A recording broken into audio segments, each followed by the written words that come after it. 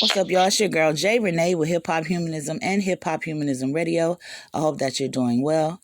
We have a special treat today with our Wonder Woman of the Week, Miss Shané. I'm going to let her introduce herself, but we are very lucky to have her with us and very privileged. We are trying to make sure that we include our women. You know, I'm a woman, so I think it's very important to have woman power. And we want to showcase and give light to the things and achievement that our women in our community that we know are doing. So that's what this is. So tell us some of the things that you do, Miss Shané. Please introduce yourself. Yes. Thank you, one, for even inviting me to this platform and considering me a Wonder Woman. So sometimes it's hard to think of yourself in those terms, but I'm glad you guys or you believe that. I am from. I was born and raised in Wilmington, Delaware. I am a first generation American. My mom's side, they're from Jamaica. My dad, he's from Newark, New Jersey. So they're Americans, Black Americans. I grew up in the 2nd District where I'm actually a council person. So growing up in the 2nd District, I went to Christ our King Catholic School. Then I went to Thomas Edison Charter School the first year that they opened. And then I went to Springer and then Mount Pleasant. So, I'm really tied into the Wilmington community. Went to school here, born and raised here. And when I was looking for homes, I was like, I want my kids to grow up, in a neighborhood I grew up in, you know? So I moved back into the 2nd District and bought my home. I had 3 daughters. I have a 13-year-old. She just became a teenager over the quarantine. And then I have a 6 and a 4-year-old. And I really wanted them to be in the same neighborhood I grew up in. I enjoyed growing up here in Wilmington as a young person and playing outside. It's real. It was different back in the day. We played outside, y'all. Right. Yeah. We ran around all day. Roller skating. I used to roller skate on the concrete. Yes, skating. All of those experiences I remember. I just love the 2nd District and just the memories that it gives me and how it makes me feel to know this is home, right? And so I kind of hit on a little bit about me being the 2nd District City Council person for the 2nd District. And I decided I wanted to run probably before I was elected, probably a year and a half before election time. And when I became a homeowner, I was like, let me join this civic association. So I thought civic associations were only for homeowners, y'all. So at this point, I'm just learning this. So I'm like, let me join a civic association. I'm a homeowner there. I didn't know it was for the whole community. When I was younger, I didn't have anyone in my family who were going to civic association meetings and having those type of conversations, right? So I kind of was just diving in. So I'm like, and I realized that, this is a community thing. This is for everybody, right? Anybody can come to civic association meetings. And I started to do work with the civic association here in my district, Brandywine Village. And I just started doing little work with them. I got on the board and I realized as we were working with different entities and different the state or the county government or city government, I realized that you really needed someone advocating for you on the government side for a lot of things to happen in your area, right? From getting a stop sign. You needed to contact your council person to get a stop sign, right? So all of these things I realized, you needed to know your council people. So I started going to council meetings. I started to reach out to people and figure out the landscape of the political scene. Just trying to get an understanding. I didn't even know growing up that I lived in the 2nd District. Right. I didn't know I lived in the 3rd District. Right. Nobody was like, oh, this the 2nd District. Nah, this North Side. Right.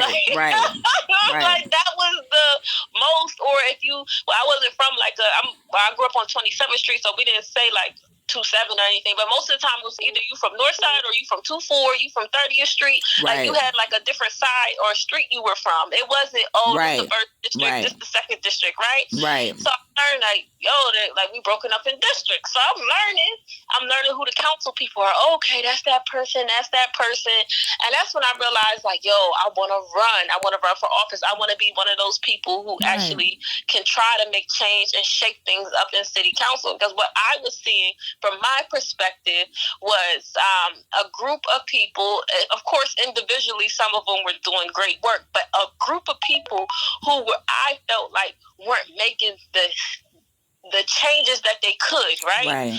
The differences that they could, right? Because I feel like there was no one challenging thoughts or ideas or traditions. There was no one on there who was like really like, in my opinion, like really about it, like for the community, people were on there to be liked. People were on there for personal reasons. They were connected to the Delaware way. They were on there decades, and then if you're on there for decades, what do you have to show for your decades? Right. So those are the type of things I was just analyzing and seeing, like, what if I can go up in there a little bit and shake things up? Right. So I decided I wanted to run. I don't know nothing about running for office, nothing about campaigns. I just decided to run. Right. So I just jumped in there, and I ended up winning. And it was 3 other people running against me. Wow. And out of a 4-way race, I got over half of the votes for the 2nd district. Right. That says a lot. That says a lot about you. You know, when I first met you, it wasn't you running. It was actually out there on the street, standing up for others when we would go out for different, demonstrations and rallying together. So that's how I first met you. So when I heard that you were running, one, I wasn't surprised because I could tell the way that you spoke when we were out rallying and stuff that you cared about the people. And I believe that if you're trying to do it correctly, caring about the people is a number one trait that should come with someone that goes for that position. We know that's not true. So when I seen you running, or, heard that you were running, I appreciated it. I was like, okay, this is going to be someone that's really going to get in there and do the work and help the community. So I want to definitely congratulate you again and on that accomplishment. And I appreciate the things that you've been doing since you've been a member, and how you stand up for yourself and you stand up for the voice of the voiceless. And that's one of the reasons why you're a Wonder Woman. But that's not all that you do. You're an excellent mother.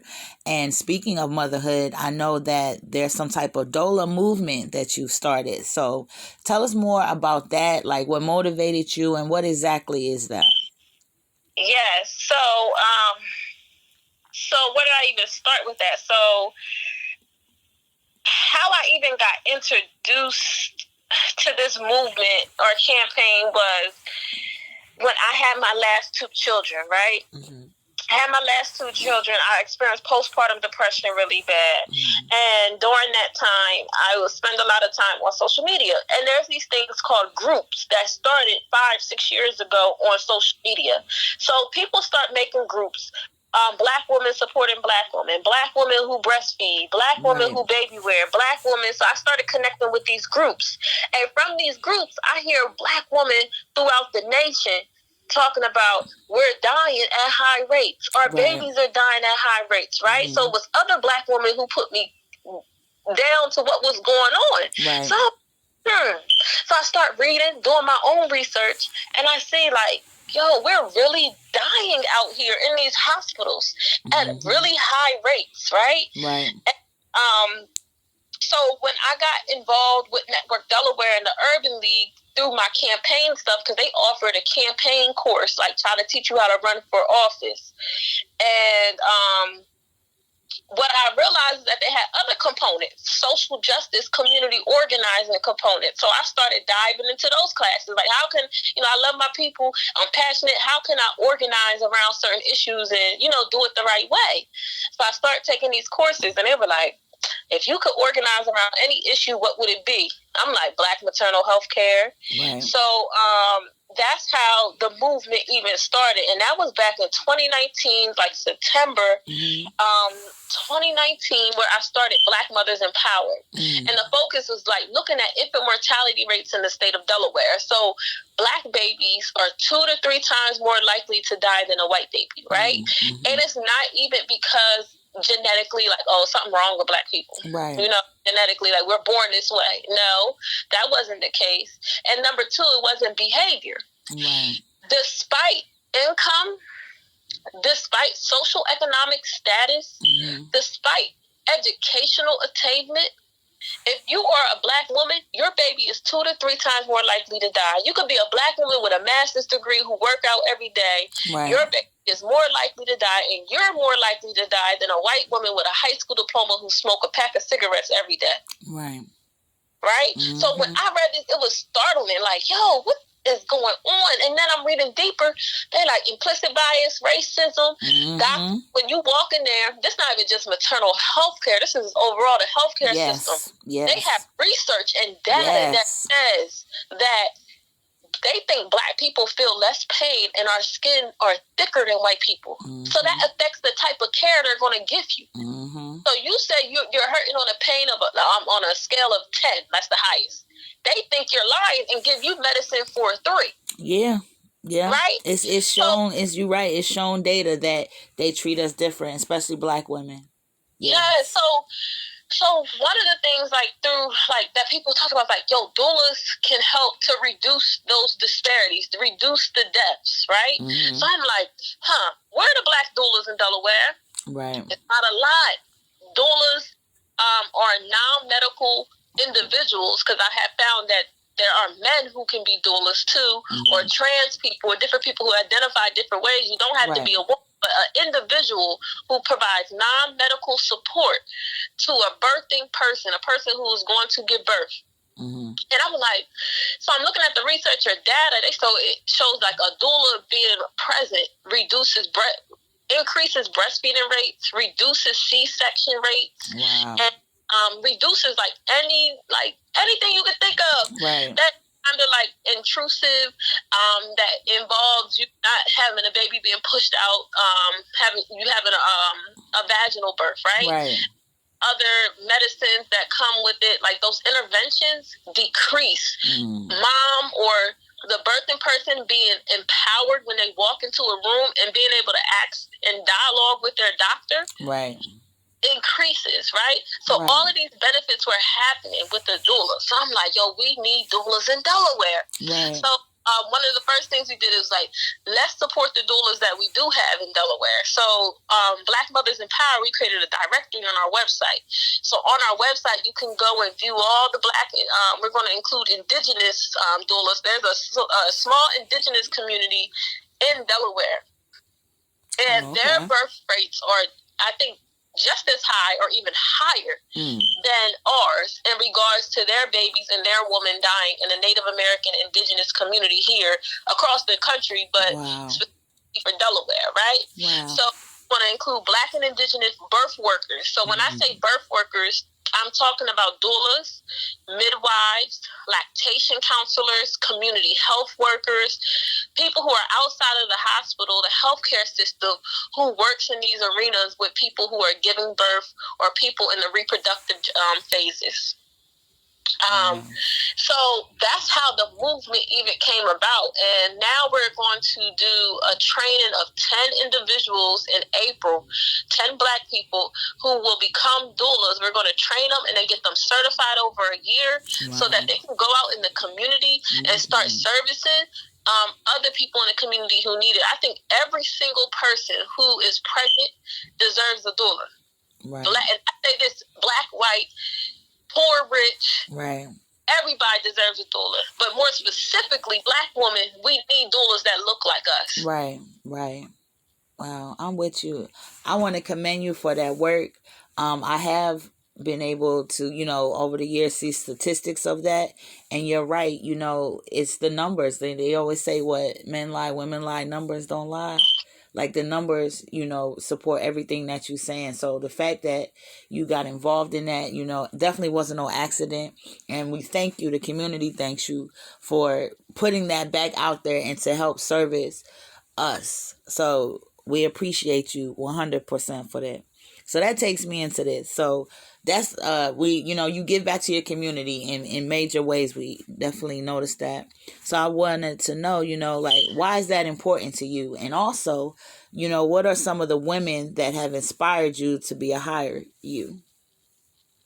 Okay, so the second question was who inspired me? What other woman? What was the first question? The first question is, giving back to your community. Like, why is that something that's so important to you? Why is that something that you do? So I'll start with that. Why is giving back to my community important?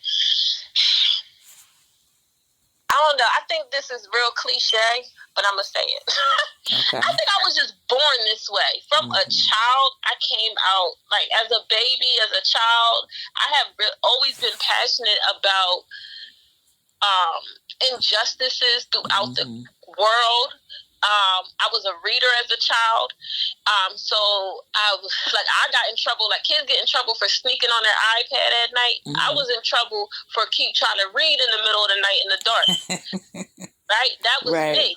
And I would read stories about injustices that had happened in the past and the present for all different groups of people. Like, I was like intrigued with the Holocaust. I was intrigued what happened in apartheid in South Africa, what happened here to our people in regards to our enslavement that happened, right? So I was really like, from a child, just naturally drawn to that.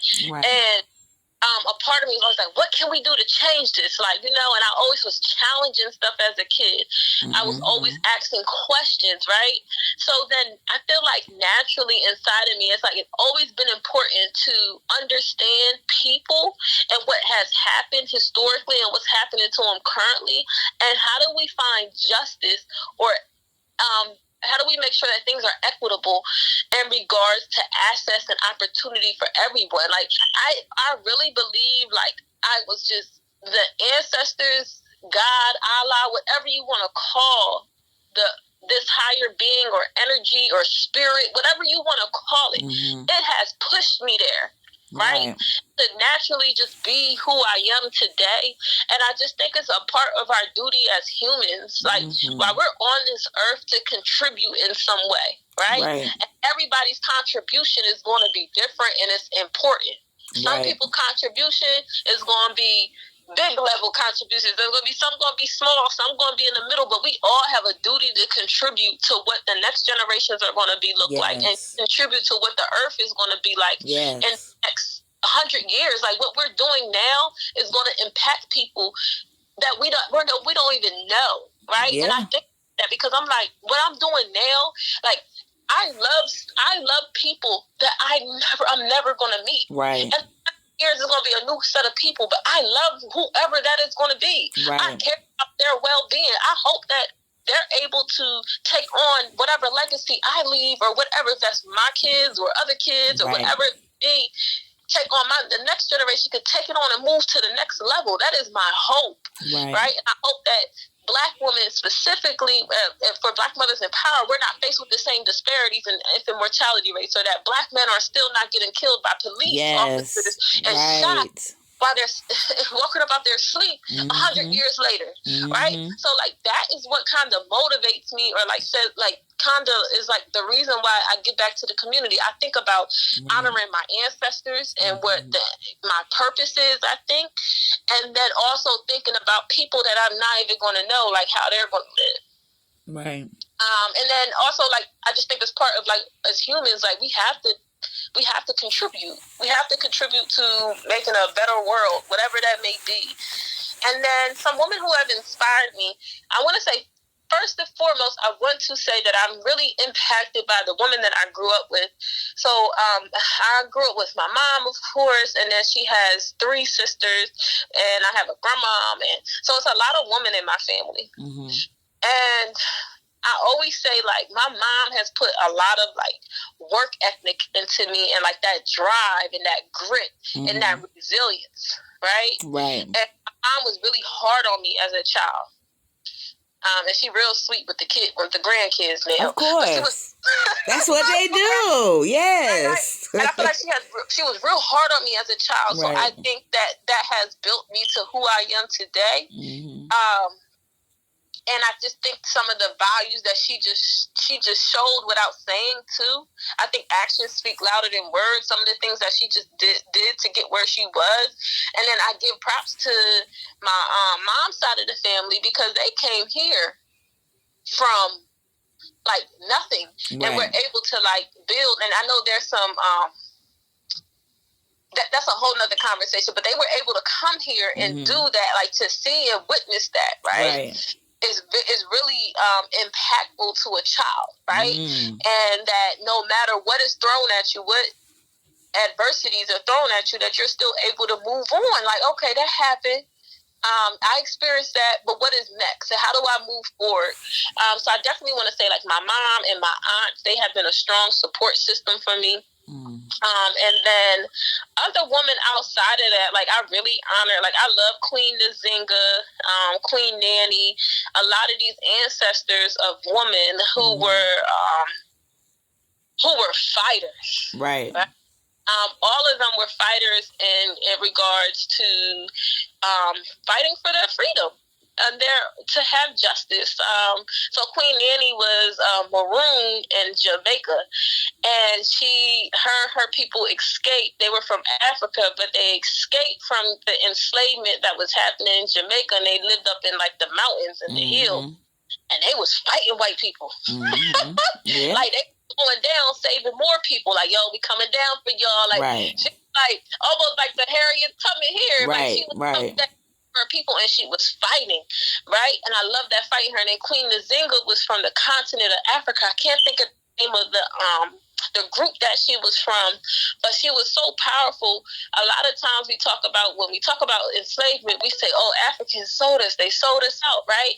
And I think there were some who participated in it. Any group of people, there's always trade, because now you've been in the military, we have traitors, and people get in trouble being traitors. Like, that's just natural human behavior for there always to be traitors. But we forget that there were Africans who fought against it. Queen was fighting, saying, y'all not going to enslave nobody. Right.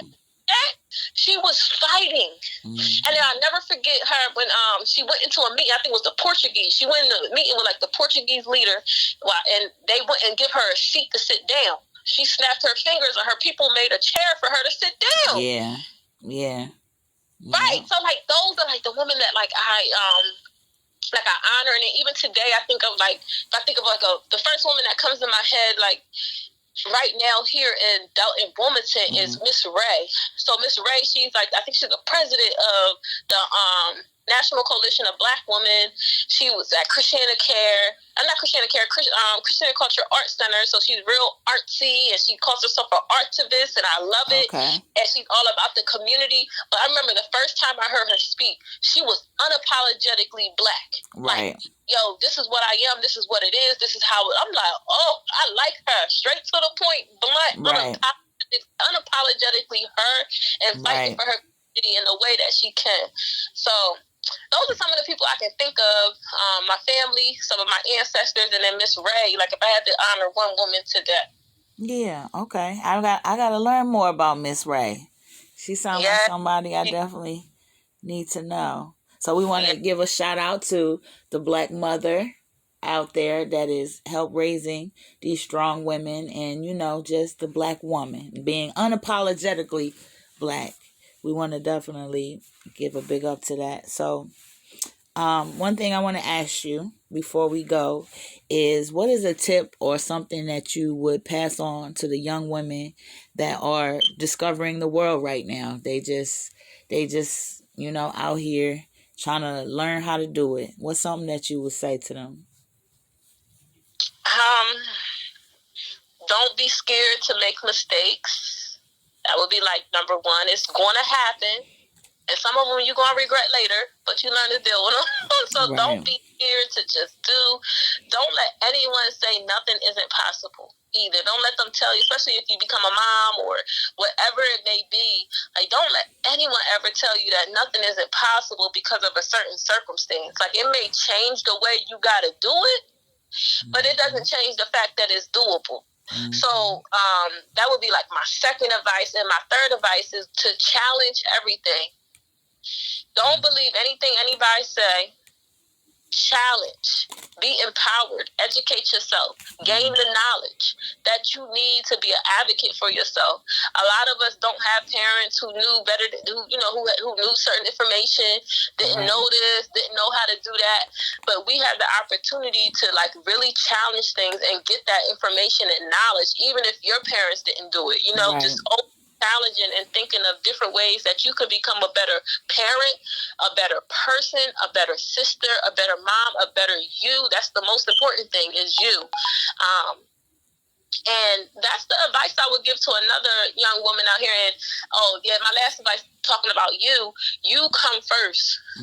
Listen, you come first. I don't care if you have kids, a spouse, a boyfriend, whatever your relationships are, your mental health, your physical health comes before all of that. Yes. I'm at that point in my life when I get paid, I schedule.